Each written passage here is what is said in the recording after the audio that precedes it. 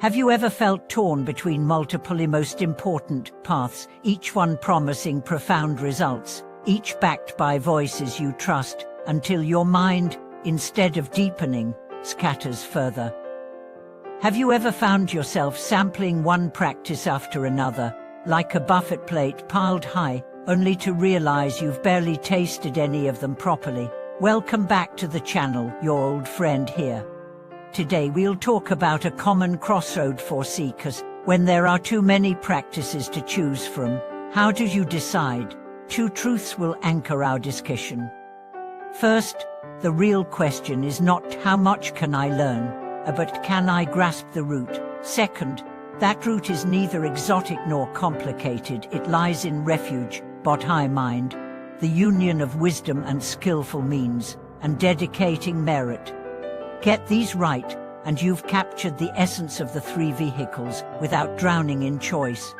Let's start with a scene that might feel familiar. A young practitioner carried a backpack stuffed with practices dear to yoga, subtle body work, modular offerings, intricate meditations, each one lauded as supreme in its lineage. His teachers, sincere and experienced, had passed them on with care, but all are important, turned into an is done well.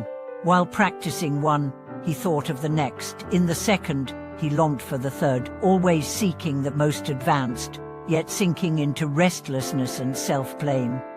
6 months passed in this oscillation. Finally, he sought guidance from a venerable lama. That day, the wind outside the room carried a cool, clean scent. On the walls Kamthanjikas of Varesattva, Panmesambhava, Sanantabodhara, and Anataba, their gazes calm and penetrating. The young man confessed his confusion. Which is the best? Which should I give my life to? The Lama did not answer immediately. Instead, he told a story about the great Atisha. When Atisha arrived in Tibet, the Dharma there had declined. She met the accomplished translator Rinchen Zangpo and marveled at his mastery of countless texts. With your skill, I could return home now, Atisha said, until he asked, how do you practice them all together? Rinchen Zangpo proudly described his sketch: Parayana in the morning, Mahayana at noon, Farayana at night. Atisha laughed warmly and offered a simple threat. The root is refuge and bodhi mind. The main body is wisdom and skillful means, and the completion is dedication. Hold these, and you hold the heart of all three vehicles. That single line untangles the knot. Faced with an ocean of Dharma, you don't need to ride every wave, you need to understand the tide. Refuge orients your life's direction. Body mind decides that your path is for the benefit of all beings, not just self-fulfillment.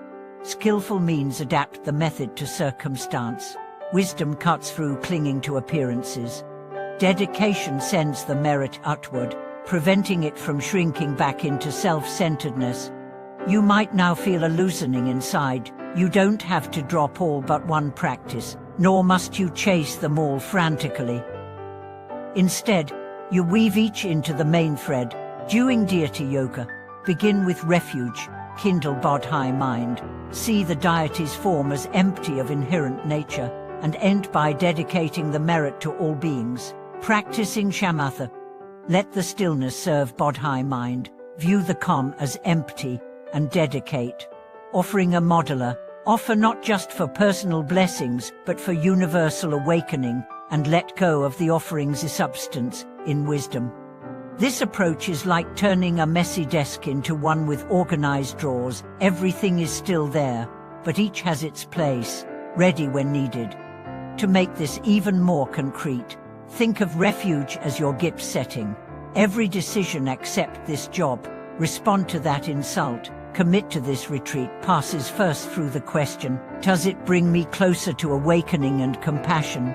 Body-mind is your engine. Without it, the vehicle sits idle, no matter how polished. Wisdom and skillful means are like steering and adapting to road conditions. Sometimes you take the highway, sometimes the winding path, but you always know where you're headed. Dedication is parking the vehicle in a safe place, ensuring that the journey's benefit doesn't vanish but is invested where it can grow.